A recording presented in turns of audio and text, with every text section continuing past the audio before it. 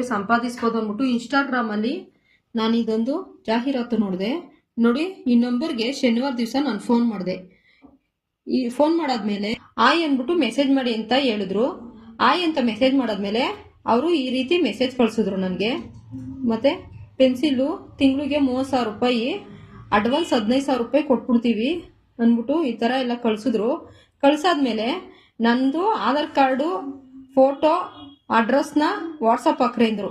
ನಾನು ಹಾಕ್ದೆ. ಹಾಕಿ ಸ್ವಲ್ಪ ಹೊತ್ತಾದ್ಮೇಲೆ ಒಂದು ಸ್ಕ್ಯಾನರ್ ಕಳ್ಸಿದ್ರು. 499 ರೂಪಾಯಿ ರಿಜಿಸ್ಟ್ರೇಷನ್ ಫೀಸ್ ಅಂದ್ಬಿಟ್ಟು 499 ರೂಪಾಯಿ ಕಳಿಸಿ ಅಂತ ಅಂದ್ಬಿಟ್ಟು. ನಿನ್ನೆ ನನ್ನ ಅದೃಷ್ಟ ಚೆನ್ನಾಗಿತ್ತು, ನಂದು ಫೋನ್ ಪೇ ಸ್ಕ್ಯಾನ್ ಆಗ್ತಾ ಇರಲಿಲ್ಲ. ಸರಿ ಅಂದ್ಬಿಟ್ಟು ಫೋನ್ ಮಾಡಿ, ಸರ್ ಫೋನ್ ಪೇ ಅಥವಾ ಗೂಗಲ್ ಪೇ ನಂಬರ್ ಕಳಿಸಿ, ಇದಾಗ್ತಾ ಇಲ್ಲ ಅಂದಿದ್ಕೆ ಅವರು ಇನ್ನೊಂದು ಸ್ಕ್ಯಾನರ್ ಕಳ್ಸಿದ್ರು, ಅಂಬಿಕಾ ಅಂತ ಅಂದ್ಬಿಟ್ಟು. ಇದಕ್ಕೂ ಅದು ಸ್ಕ್ಯಾನ್ ಮಾಡೋಕ್ಕಾಗಲಿಲ್ಲ. ಮತ್ತೆ ನಾನು ಫೋನ್ ಮಾಡಿ, ಸರ್ ಆಗ್ತಾ ಇಲ್ಲ ಅಂದಿದ್ಕೆ again try only my company scanner pay ಮಾಡಿಬಿಟ್ಟು ಸ್ಕ್ರೀನ್ ಶಾಟ್ ಕಳಿಸಿ ಅಂದ್ಬಿಟ್ಟು ಹಾಕಿದ್ರು.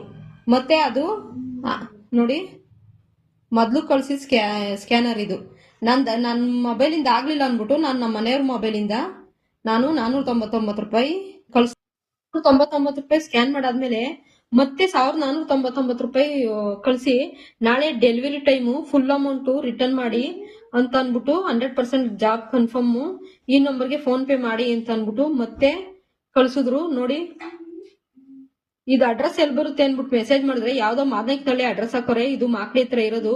ಇಲ್ಲಿ ಯಾವ್ದೋ ಒಂದು ಪೆನ್ಸಿಲ್ ಕಂಪ್ನಿ ಇಲ್ಲ.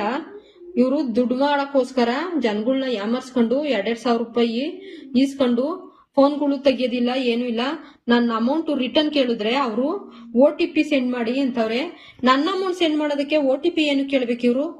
ಏಕೆಂದ್ರೆ OTP ನಾವು ಸೆಂಡ್ ಮಾಡಿದ ತಕ್ಷಣ ನಮ್ಮ ಅಕೌಂಟ್ ಅಲ್ಲಿ ಇರೋ ದುಡ್ಡೆಲ್ಲನೂ ಇವರು ಅವ್ರು ಗಿರ ನ್ಯಾಕಿಂದ ಎತ್ಕೊಂಡ್ಬಿಡ್ತಾರೆ. ಬ್ಯಾಂಕ್ಗಳಿಂದ ಮೆಸೇಜ್ಗಳು ಬರ್ತಾನೆ ಇರ್ತೈತೆ, ದಯವಿಟ್ಟು OTP ಯಾರಿಗೂ ಸೆಂಡ್ ಮಾಡಬೇಡಿ ಅಂತ ಅಂದ್ಬಿಟ್ಟು. ನೋಡಿ, ಈ ತರ ಜನಗಳನ್ನ ಯಾಮರ್ಸ್ತಾ ಇದ್ದಾರೆ. ದಯವಿಟ್ಟು ಯಾರು ಕೂಡ ಈ ಪೆನ್ಸಿಲ್ದು ಅಡ್ವರ್ಟೈಸ್ಮೆಂಟ್ ನಂಬಿ ದುಡ್ಡು ಹಾಕ್ಬಿಟ್ಟು ಮೋಸ ಹೋಗ್ಬೇಡಿ.